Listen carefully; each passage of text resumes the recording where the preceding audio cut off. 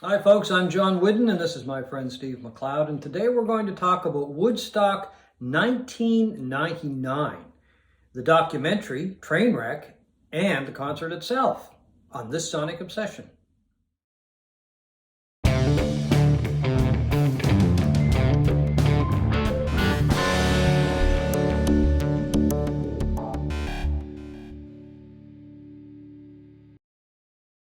Today we're going to talk about two train wrecks. One is Woodstock 1999, the concert, the festival. The other one is Trainwreck, Woodstock 1999, the documentary, now showing on Netflix. Steve, what was your overall impression before we dig into the weeds? Oh, there are so many overall impressions of this. The first thing I thought of, like if Altamont put the first nail in the coffin of the hippie dream, This did it for sure. Woodstock 99 did it with a nail gun. Yep. I mean, it was such, I think if I had to name this film, I would have called it Shit Show. Yeah. That's how bad it was. Not the documentary. The documentary wasn't bad, but the whole festival was just a nightmare. It was horrible, shocking. And there were times, watching this, it's a three-part film, if you haven't seen it, on Netflix.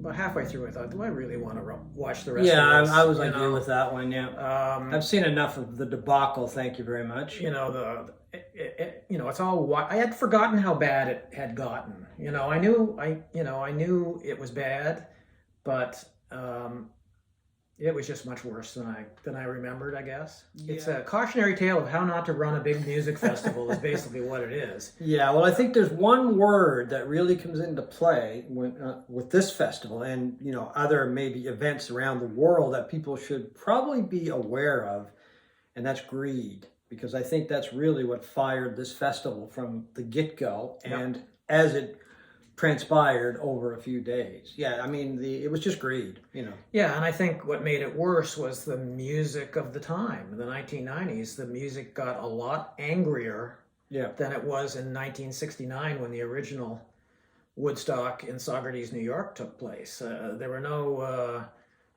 Arlo Guthries, there were no John Sebastian's drumming hippie, tunes. Yeah.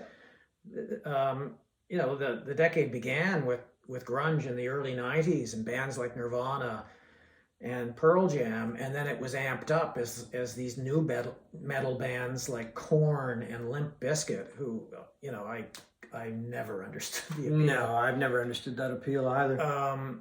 Took over, and most of the bands that were played on this bill were of that ilk. And as people got angrier and the weather got hotter and they were tired of being gouged by the promoters and people selling food, this music was kind of the lighting of the match of this anger with this just rage-filled music. Yeah, I found a lot of the bands just kind of fueled the fire, if I can use that term, because they were egging the people on to become more animated, to, in some cases, throw bottles. And I don't want to say they were egging them on to become more violent. They were just egging them on to get more involved. And there were times during this concert where the crowd really got out of hand, and there were waves of people. It was like a seething, roiling organism of bodies just going. And again, when you've got like anywhere from 200 to 400,000 people there, how were more people not killed? Well, I'm just surprised that a lot more people were. I mean, I'm not sure of the injuries, but I'm just surprised hundreds and hundreds of people weren't crushed. Yeah. I mean, I'm looking at this, it's like a human tsunami, and I'm like, how could anybody get out of that alive? With people crowd surfing on top and disappearing into the crowd. Going back and forth, to and fro. It was just all over the place. And as I say, in some cases, the bands were just inspiring or trying to inspire these people to become even more involved. Don't get me wrong, there's nothing wrong with getting into music, but I found during the Red Hot Chili Peppers, they played Fire, and apparently they had promised Jimi Hendrix's sister that they would play Fire, but at the same time, there was a fire at the back of where the stage they were playing, off in the distance, and they played Fire. And it's just like, Well, very irresponsible. And making it worse, somebody thought in the promotional team that it was a great idea to hand out 100,000 lit candles to the crowd. Yeah, and apparently they weren't allowed in with lighters or something. Oh, they weren't allowed in with water. Yeah, so there you go. They give them candles. It's just a lot of irresponsibility. And then before you know it, there's fires burning everywhere. I think a dozen tractor trailers were burned on site. People tore ATMs apart on site and stole a bunch of money. And they took the, at the concessions, and of course where they had the merch, CDs, apparently they were stealing all that. It was like a little mini riot. It was like a riot, It was a riot. And at one point, on the third night, the fans get up into the light standards or sound standards and start tearing this thing down. And that was, to me, was the most frightening thing. And just hanging there. They bring this thing crashing down to the ground that throughout the whole documentary, you see people passed out, asleep. And rolling around in a combination of mud, urine, feces, contaminated water, I guess, rolling around in it, having fun. It's like, what kind of civilization is this, right? Well, it's not civilized, let's put it that way. It was like depictions from hell. Yeah, pretty much it was. And there was one woman who went there and she left on the second day because she'd been drinking, water from taps there thinking it was clean, and they found out, they did tests on it and it was filled with sewage. And she went home with trench mouth. It was something like a disease from the First World War. Right, exactly. And then they talked to a few people during the documentary, and I got their feelings, and they didn't really, well, they were condemning some aspects of it. They were being very negative about it, of course. And then at the end of the documentary, they, asked them how they felt about it, and I expected them to say it was just a nightmare or a really bad dream. And then a couple of them said they would do it all over again. Best time of their life. Yeah, one of them was a woman who was 14 at the time, and she was talking about not the least of the stuff that went there. The sexual assaults were probably obviously the worst of whatever happened there. And she was talking about being in the crowd and having guys grope her and touch her in places that, as a 14-year-old, she'd never been touched before. And that was just the tip of the iceberg of what was going on, sexual assault wise. I mean, that's the video of women crowd surfing in the crowd, and you see these hands come up. Yeah, well, they were being groped the whole time. The whole time. And there was one really disturbing scene in I think it was the second episode, where there was a ring of frat boy types who were around this half-naked girl, and you hear somebody say, "Boys, back up, she can't breathe and you're frightening her." And you think, it makes you wonder how bad things could have gotten at this festival, as bad as they did.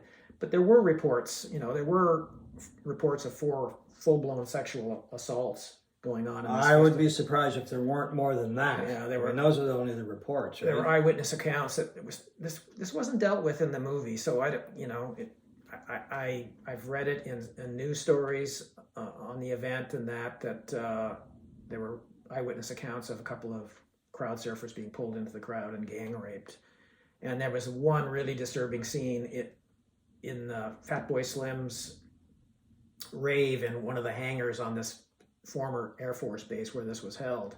And you see this ambulance moving slowly through the crowd, and they send people in to stop it because, it's just wall-to-wall people. Yeah. And they get there and they open it up, and there's a naked 15-year-old girl in the back of this ambulance, passed out, and then some guy putting his pants on. The other thing that I found disturbing about not the festival so much, but I said the documentary was a train wreck, is that it didn't really tell us how many people died. It really didn't go into the assaults, how many people, that kind of thing, in great detail. It didn't tell us how much money was made. Yeah. It didn't say how much money was lost.